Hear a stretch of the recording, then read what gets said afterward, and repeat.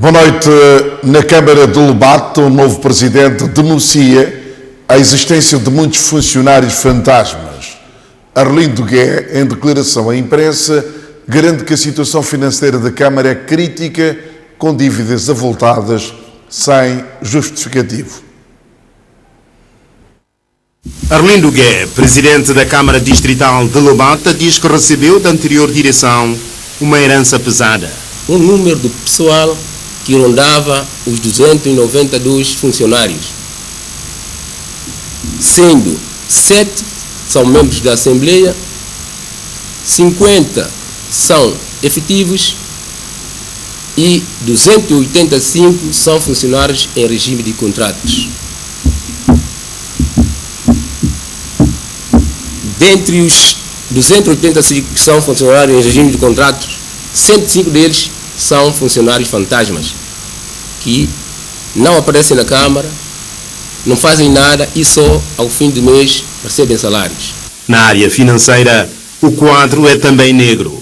Numa diferença de valores de que o Estado punha ao corrente e a que a Câmara gastava, a Câmara suportava mensalmente uma despesa, um saldo negativo de 52 mil dobras.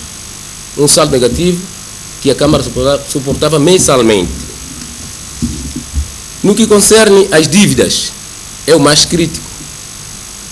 Herdamos da antiga gestão uma dívida muito avultada que rondava 5.292.000 dobras.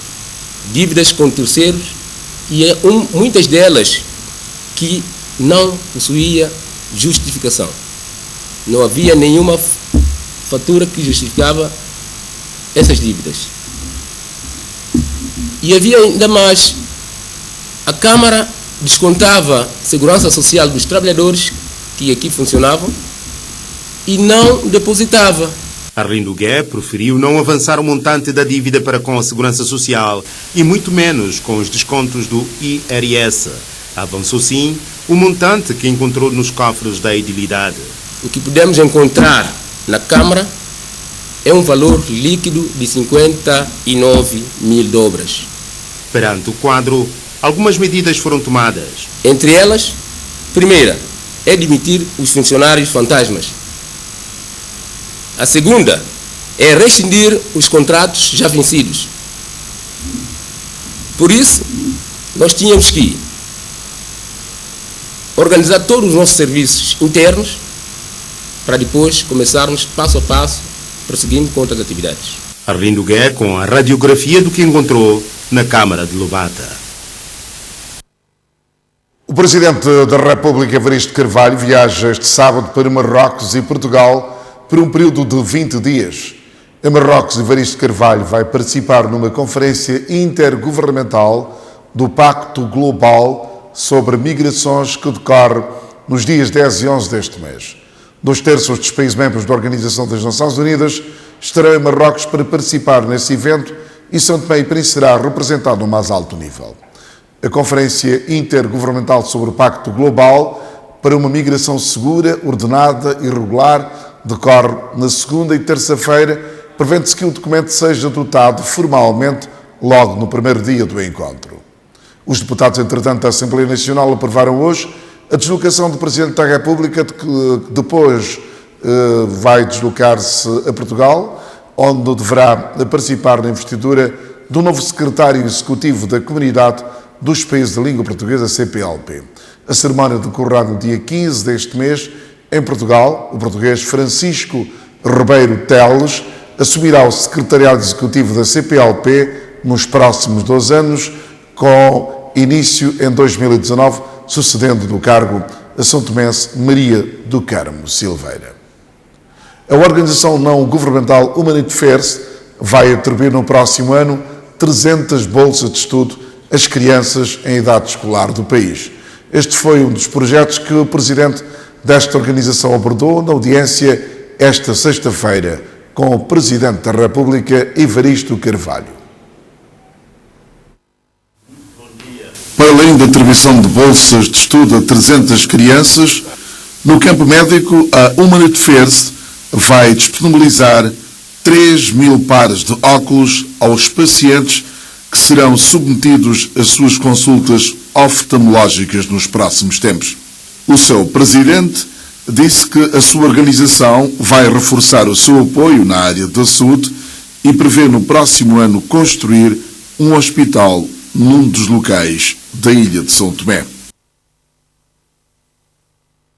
Fizemos ao Presidente da República um balanço das nossas atividades realizadas em São Tomé e Príncipe e solicitamos o seu apoio institucional para a prossecução das nossas atividades no país, que tem estado a insistir na área da saúde.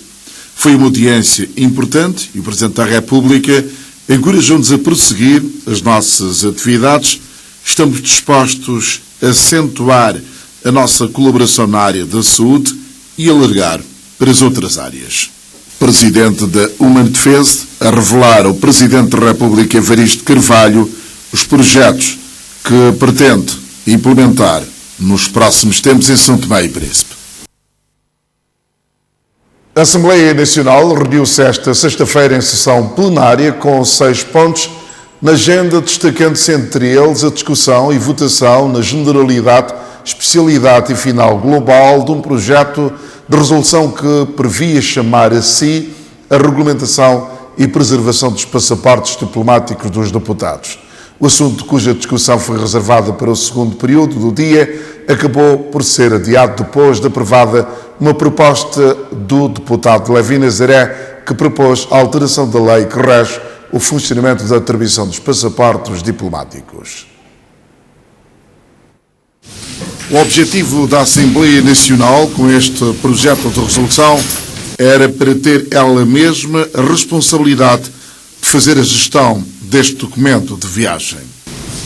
Emitido o passaporte, normalmente só se põe o passaporte para viajar, o deputado viaja, no seu regresso, o passaporte será reservado na Assembleia Nacional.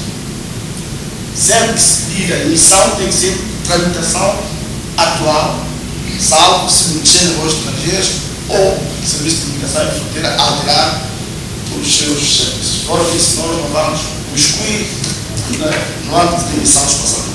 A Assembleia pede o passaporte ao negócio estrangeiro para um deputado e a direção do protocolo manifesta indisponível neste dia, hoje não, amanhã não, depois da manhã não. E o deputado vai ficar na espera até que a direção do protocolo diga quando é que ele pode fazer passaporte. Portanto, o maior problema está aí, é por isso que eu estou a dizer. Se a Assembleia quer conservar os passaportes com a Assembleia, é a Assembleia a fazer tudo, mas também para a emissão do passaporte. A discussão do tema foi avançado, tendo o deputado Levi lançado a sua proposta. Nós estamos perante uma lei. E é uma lei de 2008. Vem já há 10 anos.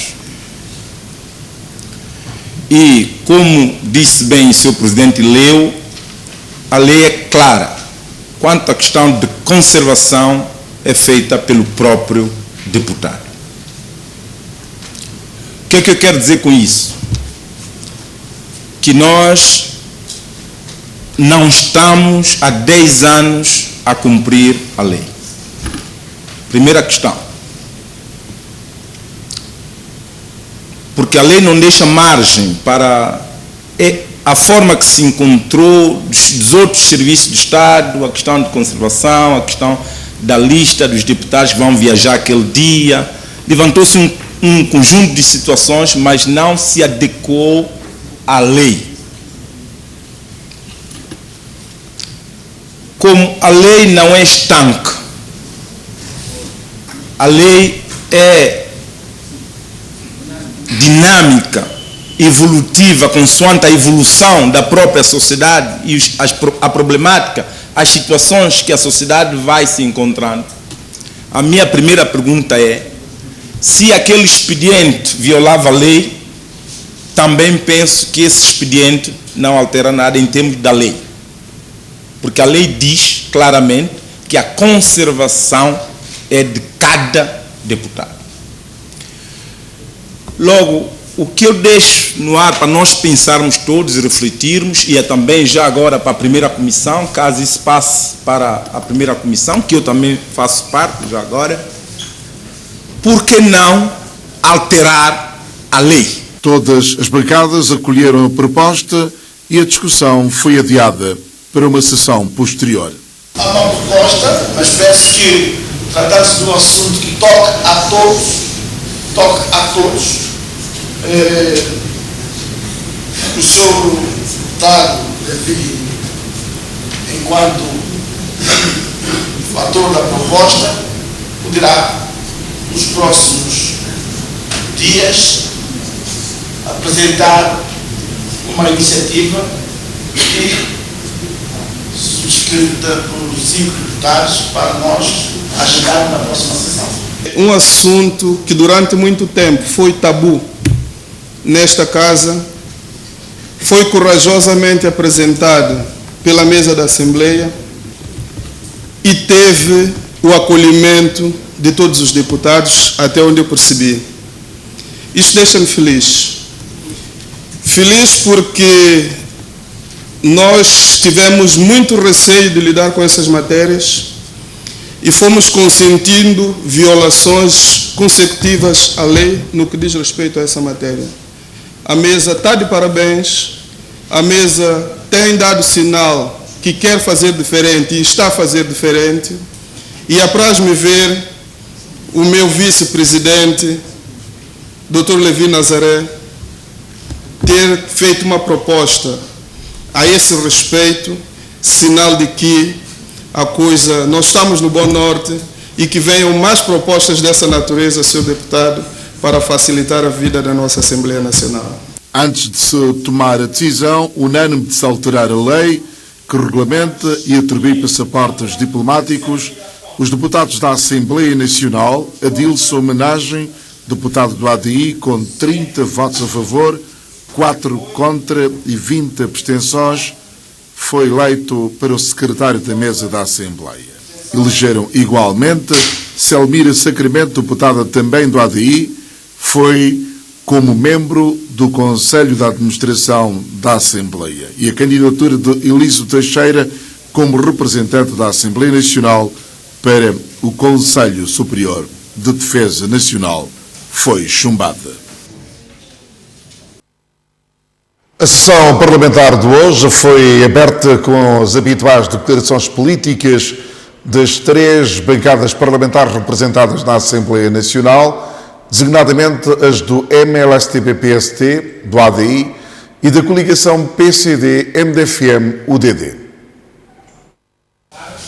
Na sua declaração política, a coligação PCD-MDFM-UDD congratulou-se com a decisão do primeiro-ministro Jorge Bom Jesus de brevemente apresentar um diagnóstico da situação econômica e social do país, instando o chefe do governo a fazê-lo no Parlamento.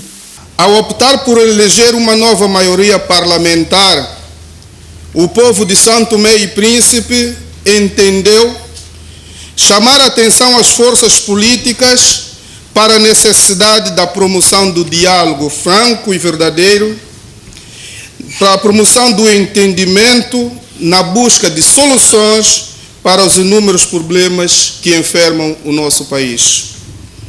Excelências, o grupo parlamentar da coligação PCD-MDFM-UDD registrou a decisão de Sua Excelência, o Senhor Primeiro-Ministro, de que brevemente apresentará um verdadeiro raio-x da situação em que acaba de receber o nosso país.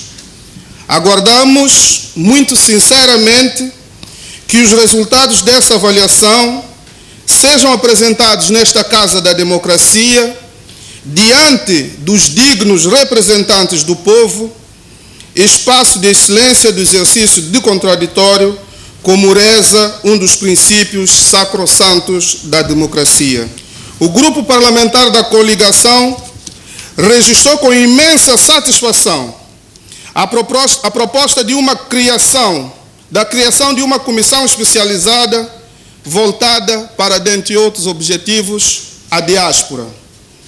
Essa comissão que tem como objetivo também promover uma maior aproximação entre a Assembleia Nacional e as comunidades santomenses residentes no estrangeiro, também como objetivo criar condições para a promoção de uma eficaz participação política das nossas comunidades na diáspora no que concerne a sua representação na Assembleia Nacional, mostra a abertura desta nova maioria em termos de respeito aos direitos constitucionais de todos os santomenses, independentemente do local do mundo onde elas estiverem. O MLSTP-PSD frisou a necessidade do diálogo e concertação a nível dos futuros debates parlamentares, obedecendo ao desejo popular, tendo em conta o atual figurino parlamentar. Compreendemos e respeitamos os alcances dos resultados das eleições de 7 de outubro. Pela forma como os eleitores compuseram a Assembleia Nacional, entendemos que esperam da 11ª legislatura o diálogo e a concertação como métodos privilegiados de trabalho. Os eleitores dispersaram os seus votos, impondo desde logo que a sustentabilidade parlamentar decorresse de expedientes dialogantes, dando lugar a compromissos concertados. A diversidade que compreende esta Assembleia aconselha que sobre várias ações o sucesso se forme mediante o incremento de diálogos mais alargados. Entendemos que os eleitores se exprimiram para, em primeiro lugar, virem alcançar melhores condições de vida. Entendemos também que os eleitores pretendem que sejam afastadas a arrogância e a intolerância, enquanto obstáculos ao tratamento igual a todos que se encontram em iguais circunstâncias. Finalmente, vemos no voto de 7 de outubro um apelo firme à transparência para uma distribuição justa dos recursos disponíveis no país. As aspirações expressas em 7 de outubro colocam-nos perante desafios para reformas gigantescas, apelando à elaboração de uma estratégia para a evolução do país nos próximos anos. O grupo parlamentar do MLSTP-PSD, extensão natural deste partido nesta magna Assembleia, garante o seu contributo para o desencadeamento de medidas legislativas necessárias à satisfação das expectativas geradas com as últimas eleições. A nossa bancada afirma-se ao serviço destas aspirações, declarando-se atenta, tendo em vista alertar e criticar, empregando todos os instrumentos legais ao seu alcance para se constituírem barreira a qualquer desvio que se manifeste. O ADI saudou o seu eleitorado, em particular, e os eleitores em geral, lamentou que a vitória que obteve nas urnas não tenha sido suficiente para formar sozinho o governo, mas congratula-se com o facto de continuar a ser maior partido político santomense. O grupo parlamentar do ADI aproveita nessa primeira declaração política para saudar todas e todos os santomenses no país e na diáspora e reitera o seu compromisso no quadro constitucional e demais leis da República e no exercício das suas funções em tudo fazer na defesa dos superiores interesses do povo santomense. Os resultados das eleições legislativas de 7 de outubro passado, que deram vitória ao partido ADI, com uma maioria de 25 mandatos, o que não tornou possível, sozinho, garantir a sustentabilidade do governo, fazem de nós, ADI, o maior partido político nacional e, por via disso, com responsabilidades acrescidas. Essa responsabilidade nos remete hoje a uma oposição responsável, construtiva e determinada como alternativa clara à governação. De igual modo, aproveitamos essa sublime ocasião para agradecer a todas e todos os santomenses que depositaram e ainda depositam em nós a confiança de os representar. Aquelas e aqueles santomenses que por alguma razão fizeram outra escolha merecem da nossa parte o devido respeito. Não obstante as opções e escolha de cada uma e de cada um, como partido vencedor das eleições e o maior partido político nacional, E tendo em conta o mandato que nos foram atribuídos, estaremos em representação e defesa de todos. Caras e caros santomenses, precisamos de dar passos na prossecução dos nossos anseios, que é a paz social, o bem-estar e o desenvolvimento do arquipélago. Isso requer um amplo consenso e, sobretudo, quando o país precisa de reformas e algumas delas profundas. O Tribunal Constitucional quer a colaboração da Assembleia Nacional para suprir algumas lacunas da sua lei orgânica. O facto esteve no centro do encontro do Presidente da instituição com o Presidente da Assembleia Nacional. Delfim Neves e José Bandeira. Primeiro tete-a-tete entre presidentes de dois órgãos da soberania, a Assembleia Nacional e o Tribunal Constitucional. A organização contínua do Tribunal Constitucional esteve no centro do encontro. Mormente, suprir brevemente, da medida possível, as lacunas que hoje começam a ser deparadas na lei orgânica, e eu posso até enunciá-la, como por exemplo, revemos a forma de introduzirmos no Tribunal Constitucional um quadro próprio, porque o Tribunal Constitucional não dispõe de um quadro próprio na lei orgânica. É preciso melhorar-se esse tal quadro orgânico para permitir gerar, digamos assim, os melhores procedimentos administrativos e financeiros do Tribunal Constitucional. E outro aspecto muito importante é que a Assembleia Nacional, como órgão de soberania, excelência e o órgão que aprova o Orçamento Geral do Estado, é preciso que nós apelemos pela Assembleia Nacional o apoio e o concurso da Assembleia Nacional no futuro próximo poder-se aprovar um orçamento mais próximo possível da necessidade do Tribunal Constitucional. Porque sabe, com a instalação da nova Assembleia e com a nomeação do novo governo e aproximando-se do período para a apresentação do projeto, da proposta do Orçamento Geral do Estado e do programa do governo, a esta área que cabe a política ao governo, é muito natural e necessário que o Tribunal Constitucional solicite à Assembleia Nacional preventivamente a aprovação, não é, de um orçamento que lhe faça melhor funcionar. A necessidade de melhor colaboração entre os dois órgãos foi também ponto assente. Como sabe, cada um no âmbito da sua intervenção, o Tribunal Constitucional tem o seu papel importante na consolidação do Estado Democrático como pilar do Estado Democrático, e a Assembleia Nacional como legislativo, é verdade, é importante que os dois se entendam e se complementem para a melhor consolidação do Estado Democrático. José Bandeira e Delfim Neves no primeiro encontro de trabalho.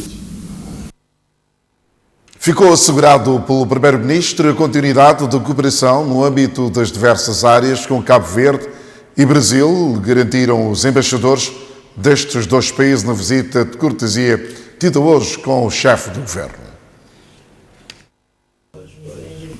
As visitas são para felicitar o novo chefe do governo e garantir a continuidade da cooperação existente.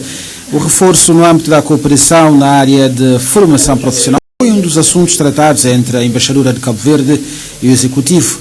Uma visita de cortesia para felicitar a revisão do governo e passamos a revista, portanto, a várias cooperações já existentes e ver, portanto, outras áreas que potencialmente vão desenvolver a cooperação. Como sabe, São Tomé e Cabo Verde são países que não são só os laços históricos e culturais, temos laços de consanguinidade, né? Temos uma comunidade muito grande de cabo-verdianos aqui em São Tomé e essa comunidade, hoje em dia, podemos dizer que São Tomense, é difícil encontrar um que não tenha um parentesco com algum cabo-verdiano. E então, portanto, falámos sobre a questão da nossa comunidade aqui, das áreas de ocupação que temos de desenvolver. Tem áreas que Cabo Verde já possui alguma experiência e que poderá partilhar com São Tomé. É algo que já vem sendo feito, porque a nível de formação profissional, nós este ano formamos 90 são tomenses, 60 na área de hotelaria e turismo, formaram-se em Cabo Verde, através da cooperação tripartida, que é financiada pelo Luxemburgo, mas executada por Cabo Verde. Depois, Jorge Bom Jesus recebeu também o embaixador do Brasil. Segundo o diplomata, o primeiro-ministro deixou claro a continuidade da cooperação com o Brasil, também na área de formação, como um projeto de cooperação prioritário. Na conversa nós tivemos a oportunidade de falar um pouco sobre a cooperação, os diversos projetos de cooperação que o Brasil mantém com São Tomé e Príncipe e sobre a continuidade desses projetos. Então há projetos sobretudo na área de educação, de formação profissional, que o novo primeiro-ministro deixou claro que considera que são projetos prioritários. O Brasil também considera que são projetos prioritários na sua cooperação com São Tomé e Príncipe. E a ideia é justamente de que a gente continue atuando e reforçando cada vez mais os nossos laços. Também tive a oportunidade de comentar com ele a questão da cooperação militar, que também é importante e nós pretendemos manter e ampliar. Visitas de cortesia ao chefe do governo com garantias de continuidade de cooperação.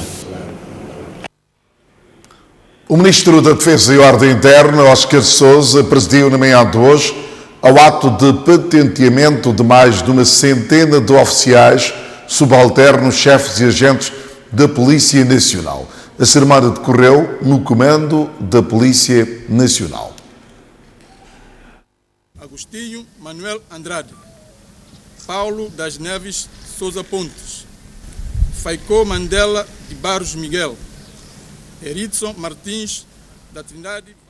Depois do patenteamento dos oficiais superiores em fevereiro, foi a vez de mais de uma centena de oficiais subalternos, chefes e agentes. Para o comandante-geral da polícia, as promoções são um fator de motivação. Fizemos a promoção de comissários, subcomissários, chefes de esquadra, subchefes principais, segundo subchefe, agente principal e agente de primeira classe. Para dizer que este dia é um dia de alegria para aqueles que foram promovidos, é um merecimento de prestação dos seus tempos de serviço e a qualidade desempenhada durante as suas funções, e para eles acho que estão satisfeitos, e para a Polícia também. Cada vez que há promoção num quadro da Polícia Nacional, acreditamos que haverá motivação e para o desempenho de outras funções para a Polícia Nacional. Foi a primeira participação do novo Ministro da Defesa e Ordem Interna num ato oficial. Oscar Sousa já não se lembra do número de cerimónias de patenteamento em que tomou parte. Aos promovidos, deseja felicidades. Qual é o currículo, o tempo de serviço, especialidade, e desejo-lhe felicidade nesse novo posto. A ele e a todos. E foi rigorosamente tudo. Oscar Sousa diz que só falará quando efetuar a primeira visita ao Comando-Geral da Polícia. Um momento especial para os promovidos. Paulo Souza Pontes é um decano da Polícia Nacional e foi promovido a comissário. Fui militar, praça 82. Estou nessa casa há 36 anos nessa casa. Por reconhecimento, sou comandante-geral da Polícia São Tomé e Príncipe, reconheceu-me e hoje sou feliz por reconhecimento, sou comandante-geral da Polícia Nacional de São Tomé e Príncipe. Nesse momento é um momento de alegria, satisfação pelo nosso zelo, e hoje nós estamos a ter resultado desse nosso trabalho, nosso esforço. Odair Santos, 35 anos, passou de agente de primeira a agente principal. Sinto feliz por isso. Tenho 10 anos de serviço, sinto feliz por isso. Embora que não é fácil, né? Mas pronto, eu me sinto feliz. Longe vão os tempos em que a Polícia Nacional era uma instituição apenas de homens. Um dos poucos quadros da Polícia Nacional com formação superior, a nova comissária Sheila Nascimento, diz que a promoção tem um significado especial para as mulheres. Sendo mulher e a receber essa patente de comissário é de louvar, tem um significado muito positivo e também de um alerta para as outras não cruzarem os braços, lutarem para chegar a este ponto e ir mais além também. A Polícia Nacional promoveu esta sexta-feira mais de uma centena de oficiais subalternos, chefes e agentes. Luís Gaspar da Silva felicitou hoje a Ministra da Educação e Ensino Superior, Julieta Rodrigues. O embaixador português foi também portador de uma mensagem de felicitação do governo português, a nova Ministra. Durante o encontro, as partes aproveitaram para analisar assuntos ligados à cooperação entre os dois países no domínio da educação. Chegarão ainda...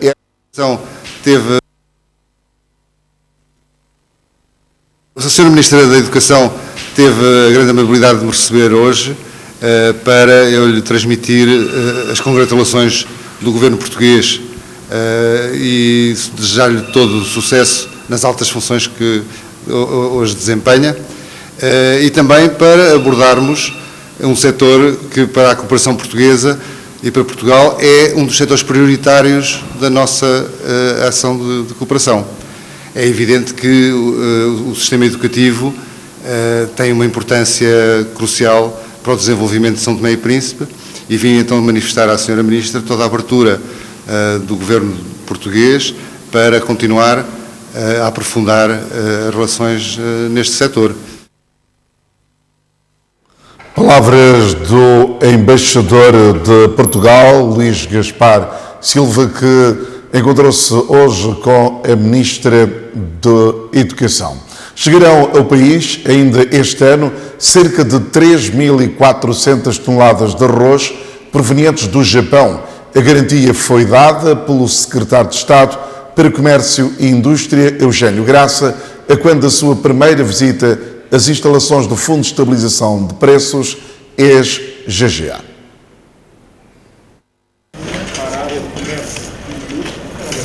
Inteirar-se da situação das instalações ligadas ao Fundo de Estabilização de Preços, ex-GGA, foi o objetivo central desta primeira visita de menos de uma hora efetuada pelo Secretário de Estado para o Comércio e Indústria, Eugênio Graça.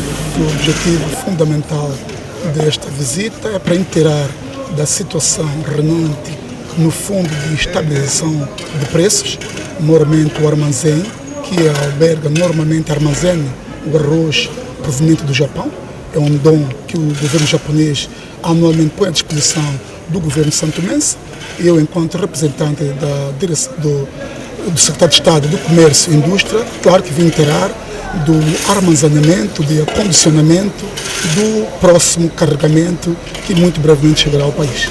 Interpelado sobre o que constatou durante a visita, Eugênio Graça disse: o armazém CAD na Inapor não oferece condições para armazenar esses produtos e, assim sendo, ontem estive no armazém do Pinase em Almerim.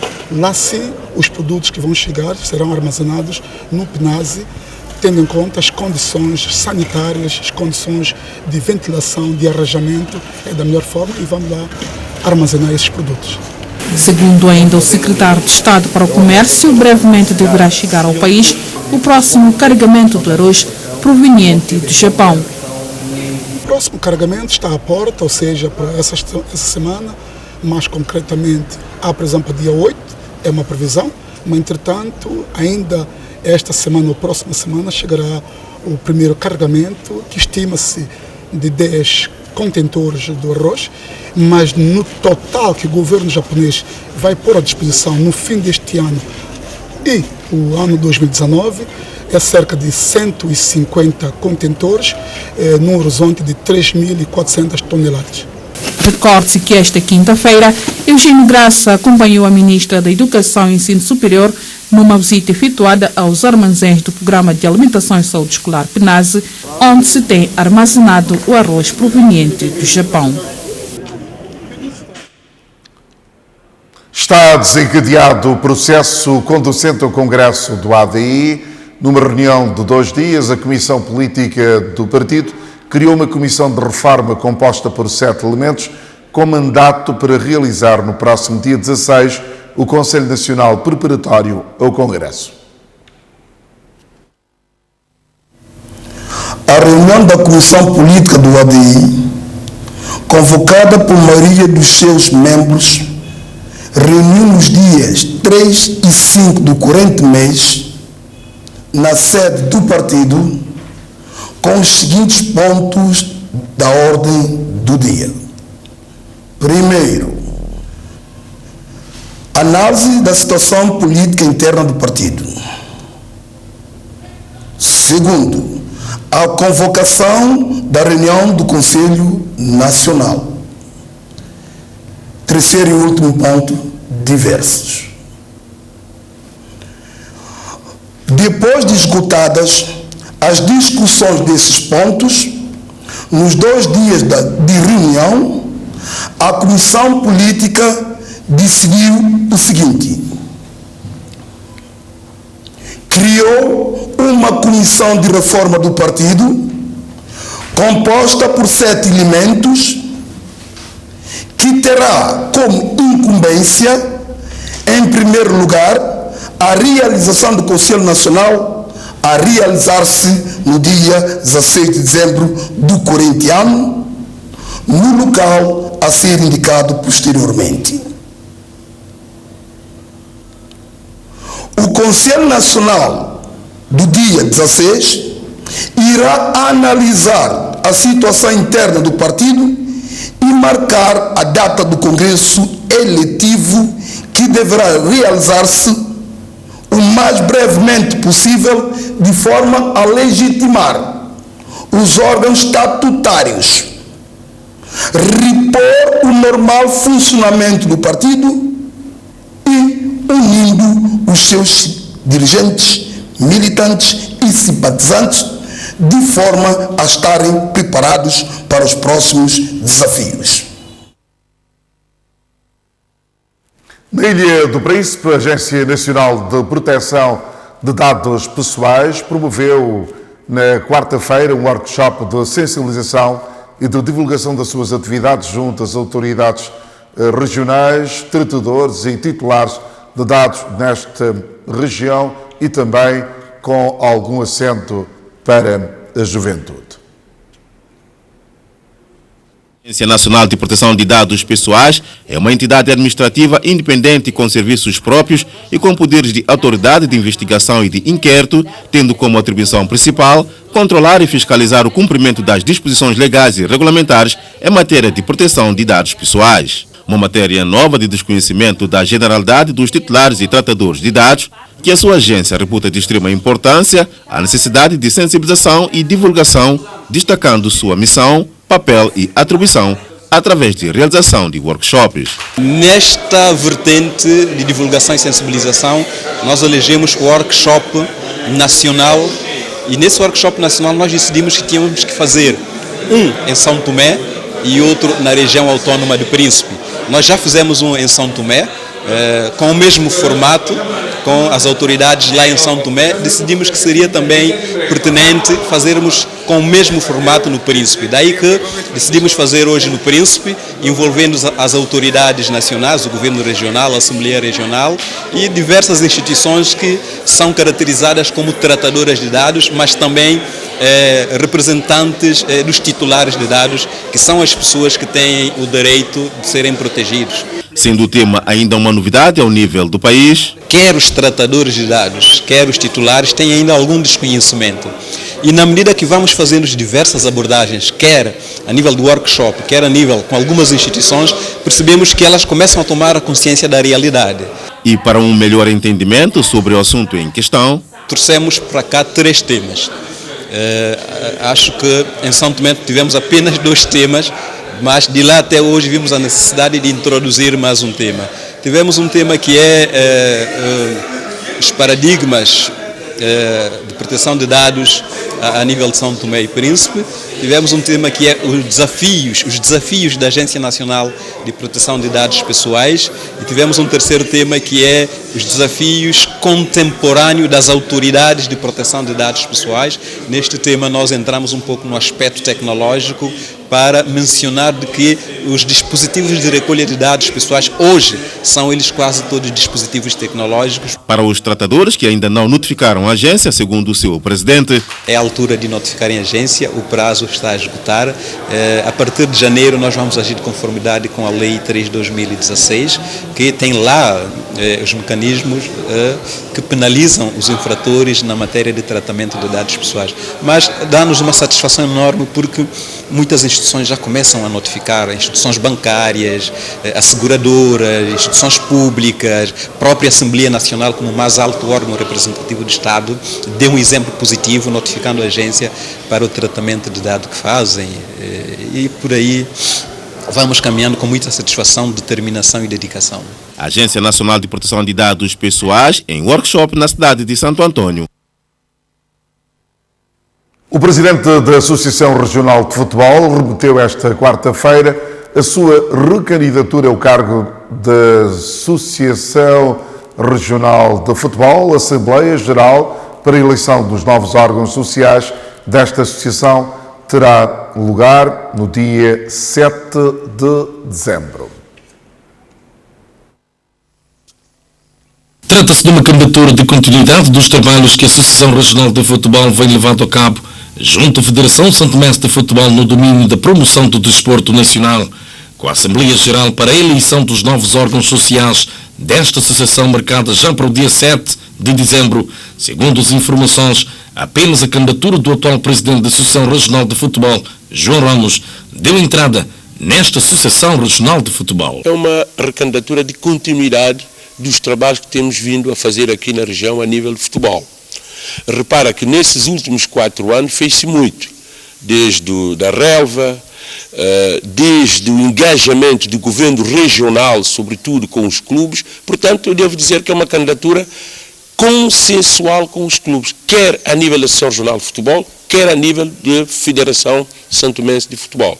Nós estamos em crer que essa candidatura para o futuro será uma continuidade dos trabalhos que se tem se vindo a desenvolver na região autónoma do Príncipe a nível de futebol. Segundo o seu mandatário, várias ações estão em carteira para o próximo mandato de 4 anos. Para esses próximos 4 anos é precisamente a iluminação do estádio, sobretudo o estádio regional 13 de junho, a pintura, sobretudo, a infraestruturação, sobretudo, do desporto aqui, o apoio, sobretudo, também aos clubes, que é algo que nós temos vindo a fazer, quer com a Federação, quer com o Governo Regional. Portanto, nós, preparação da estrada, o campo de futebol, sobretudo para os estagiários que vêm aqui, o campo de Porto Real também está na nossa agenda para esses próximos 4 anos, vamos lutar para isso. Portanto, é um conjunto de trabalho que nós pretendemos fazer, sobretudo para o futuro. Por isso aqui, essa recandidatura do presidente João Ramos e do presidente Nino Monteiro é fundamental, é crucial para dar continuidade aos nossos trabalhos aqui na região. A atual presidente da Associação Regional de Futebol a remeter a sua recandidatura ao cargo da presidência deste órgão do desporto regional.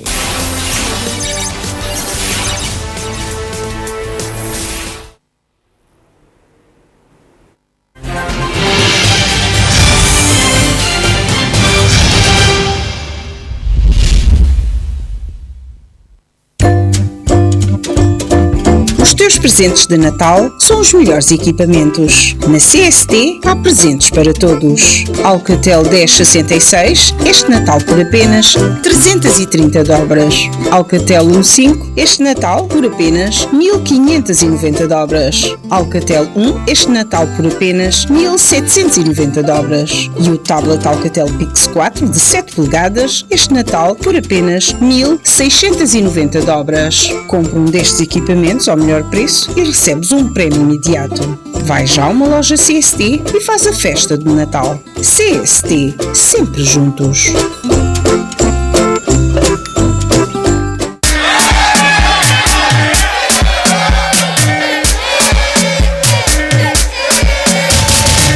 Nossa fruta é nosso sabor, é da terra, esse Frutinó. Chegou a Frutinó, o refrigerante 100% nacional, com mais qualidade, mais quantidade, mais refrescante e com mais sabor à fruta. Uma nova fábrica, um novo conceito. Experimente já os nossos sabores de sap-sap, carambola, laranja, gengibre, limão e sabor à cola. Frutinó, nossa fruta, nosso sabor. Para limpar e cuidar da sua casa, escolha produtos OK. Lava chão OK. Limpa em profundidade, perfuma de uma forma duradoura e deixa o seu chão a brilhar. Para lavar os vidros e outras superfícies, limpa vidros OK. WC OK. Para ter a sua casa de banho perfumada. Para lavar e cuidar da sua louça, detergente OK. Lixívia OK. Para deixar a sua casa mais limpa e a sua roupa mais branca. Limpe e perfuma a sua casa com Lava Tudo perfumado OK. 3 perfumes disponíveis. Para uma roupa limpa, macia e perfumada, detergente e amaciador OK. OK, a sua marca. À venda no Cash do Equador. Predial Limitada. Microcrédito.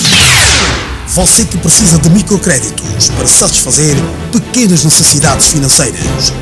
Você que tem um pequeno negócio e pretende aumentar o seu volume. Você que tem ideias empreendedoras e não as concretiza porque não tem financiamento. Você que está desempregado e precisa de um pequeno valor para começar um negócio familiar. Você que tem ideia de negócios, mas não a consegue estruturar. Chegou a solução que tanto procurava. Predial Limitada. Microcréditos para microinvestimento, microconsumo e microfinanciamento. Peça já o seu crédito e receba o dinheiro na hora e sem burocracia. Contacte as nossas agências na Rua Presidente Nasser, perto do Mercado Municipal. Na cidade da Trindade, ao lado do comando da polícia. No Riboc Santana, na cidade de Neves, no resto do chão do prédio do bairro Rosema. E na região autónoma do Príncipe, perto do Rio Papagaio. Predial Limitada. O dinheiro na hora e para todos. Predial Limitada. Há 10 anos, fazendo alegria nas famílias santomenses.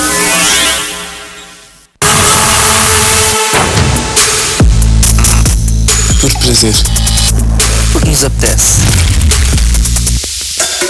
Por princípio. Por tudo e por nada.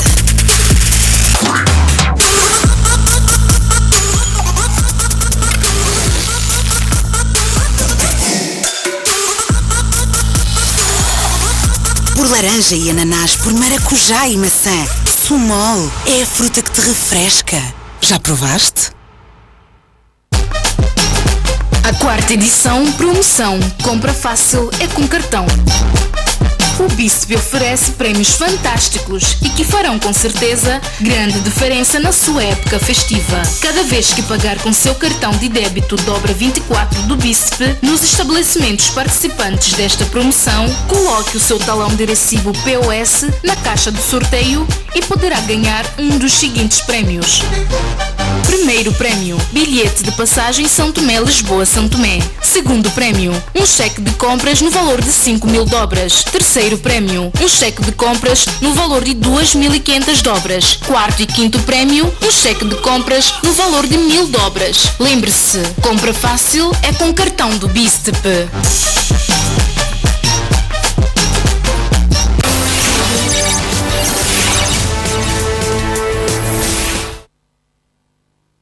As autoridades do Equador garantem que Julian Assange poderá abandonar a embaixada. O presidente do Equador assegurou que o Reino Unido deu garantias suficientes de que o fundador da Wikileaks não será extraditado para países onde se aplique a pena de morte. Julian Assange pode abandonar a embaixada do Equador em Londres, onde está exilado desde 2012. O presidente do Equador, Lenín Moreno, assegurou que o Reino Unido deu garantias suficientes de que o fundador do Wikileaks não seria extraditado para países onde se aplique a pena de morte. Assange já se pronunciou, afirmando que o Equador quer colocar fim ao seu asilo e entregá-lo aos Estados Unidos da América. Washington pretende julgar o ativista australiano, acusando-o de ter divulgado milhares de documentos militares classificados.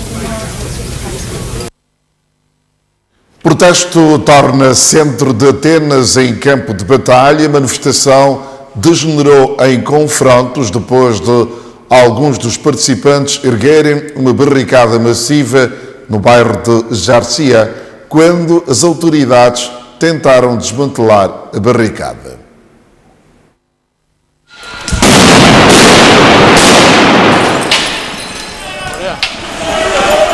Transformou-se num cenário de guerra a marcha em Atenas em memória de um jovem abatido pela polícia há 10 anos.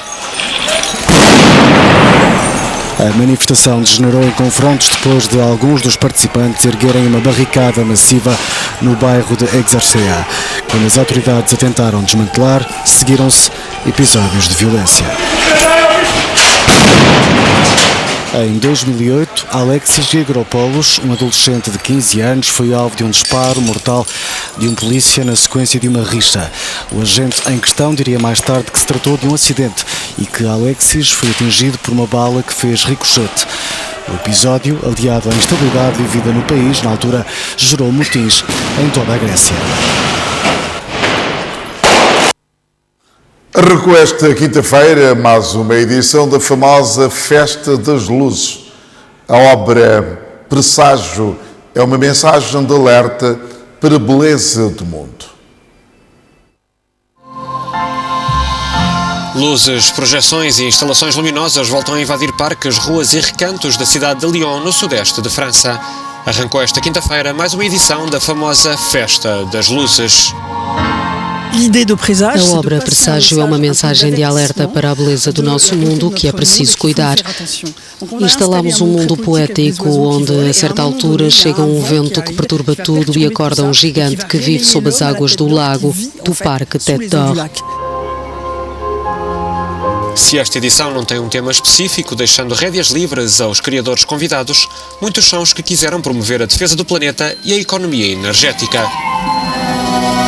Outros escolheram o simbolismo do local, como Eduardo Canessa, cuja cenografia analógica pinta a Catedral de Saint-Jean, renomeada Catedral das Flores.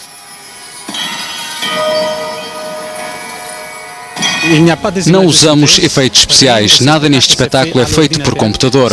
Tudo foi feito à mão e filmado com uma câmara e depois editado. Mesmo os efeitos de luz sobre a fachada fizemos com uma maqueta e uma pequena lanterna. Noutro ponto da cidade, um sopro ilumina uma instalação, cumprindo com a já tradicional presença de criações interativas. Respeitando também a tradição, a Praça Bellecour, a maior de Lyon, conta com uma instalação de grandes proporções que promete deliciar nos próximos dias espectadores desde a mais tenra idade. Até domingo à noite, os visitantes podem descobrir a cidade e os seus monumentos de uma forma distinta, através de cerca de 80 criações luminosas. É uma viagem sonhadora, lúdica e inédita, proposta por esta nova edição da Festa das Luzes. A Lyon, por Euronews, Stéphanie Morbois. E com Luzes levamos até assim diariamente as informações nacionais e internacionais. Boa noite e início de um bom fim de semana.